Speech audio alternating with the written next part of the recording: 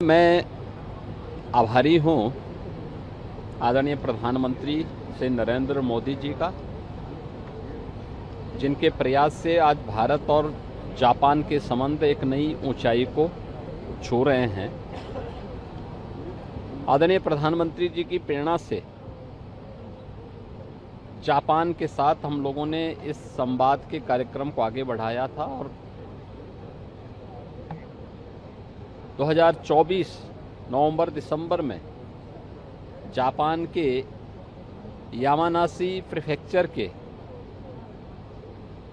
माननीय गवर्नर ने यूपी का दौरा किया था। उसके बाद फरवरी 2026 में मुझे एक डेलीगेशन के साथ में जापान और यामानाशी जाने का अवसर प्राप्त हुआ।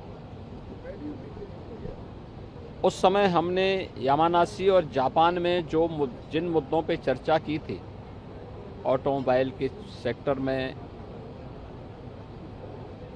हाइड्रोजन एनर्जी के सेक्टर में, अन्य ढेर सारे ऐसे सेक्टर हैं जिनमें इन्वेस्टमेंट की ढेर सारी संभावनाएं यूपी के अंदर हैं, और उसी बात को लेकर के 200 से अधिक investor, industry leaders, CEOs Yamanashi के माननीय गवर्नर के नेतृत्व में आज दिल्ली में पहुंचा है। आज यहाँ पे केंद्रीय कॉमर्स और इंडस्ट्री मिनिस्टर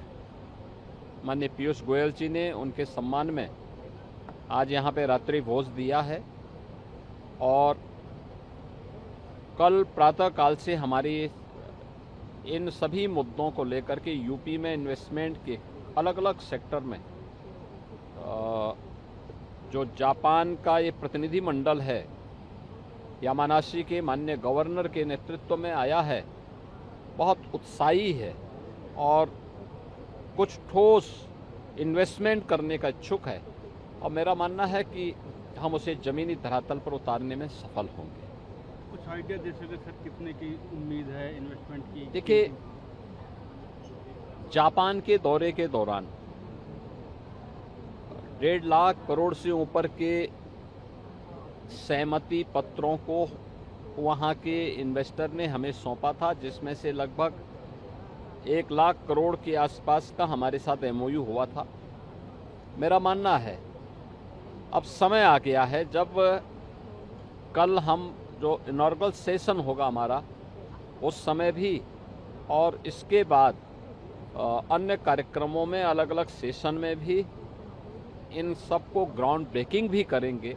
अब ये केवल बातचीत नहीं होगी, ग्राउंड ब्रेकिंग का भी होगा। कल इनॉग्रेशन सेशन में ही 2000 करोड़ का एक इन्वेस्टमेंट का प्रस्ताव ऑटोमोबाइल का ये कल यहाँ पे होने जा रहा है, ग्राउंड ब्रेकिंग भी होगा,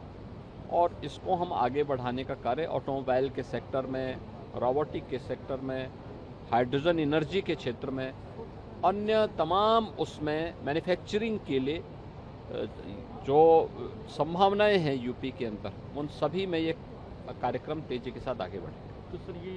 इन्वेस्टमेंट एमओयू जो है ये यमुना एक्सप्रेसवे पे देख सकते हैं या और भी जगह, कहीं भी यूपी के अंदर हमारे पास 75,000 एकड़ का लैंड बैंक है, 36 सेक्टोरल पॉलिसीज हैं, और इन पॉलिसी के बारे में सभी इंडस्ट्री लीडर्स को, इन्वेस्टर्स को, और जितने भी इंडस्ट्री सीईओज हैं, इन सब के साथ पहले से ही उनको इनके बारे में अवगत कराया जा चुका। वे उन सब को देखने के उपरांत अब वे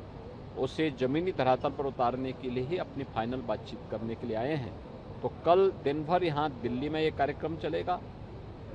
और परसों फिर वे यहाँ से नोएडा जाएंगे, वहाँ से फिर आगरा होते हुए लखनऊ पहुँचेंगे शाम को। 21 को दिन भर लखनऊ में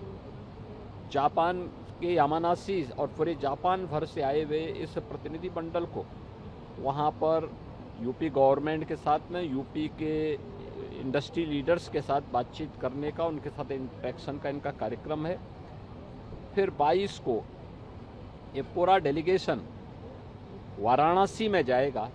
वाराणसी में, सारनाथ में उनका एक कार्यक्रम होना है,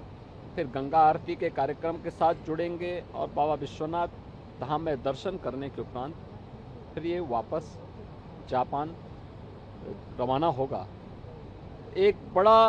पहली बार इतने बड़े पैमाने पे जापान का कोई डेलीगेशन इन्वेस्टमेंट की दृष्टि से भारत में आया है और मैं इसके लिए यामानाशी के जो माननीय गवर्नर हैं उनको और उनकी पूरी टीम को हृदय से धन्यवाद देता हूं कि वे इस पूरे कार्यक्रम को उन्होंने जिस सहृदयता के साथ लेकर के और अपना यहाँ पे आत्मीयता दिखाई है और भारत और जापान के संबंधों को मजबूती प्रदान करने के लिए अपना योगदान दे रहे हैं, वह सचमुच अभिनंदनीय है। और मेरा मानना है कि जापान की टेक्नोलॉजी, जापान की समयबद्ध तरीके से अपने कार्य के प्रति अनुशासन, ये सभी जो उनकी उपलब्धियां हैं, तो यूपी के अंदर उस उपलब्धि के लिए यहाँ पे 56% से अधिक की हमारी यंग वर्कफोर्स एक स्केल के रूप में, स्किल के रूप में और डबल इंजन सरकार की स्पीड के रूप में यूपी के अंदर वो सब उनको दिखाई देता है और यूपी के इस अपॉर्चुनिटी का लाभ अवश्य जापान के हमारे इन्वेस्टर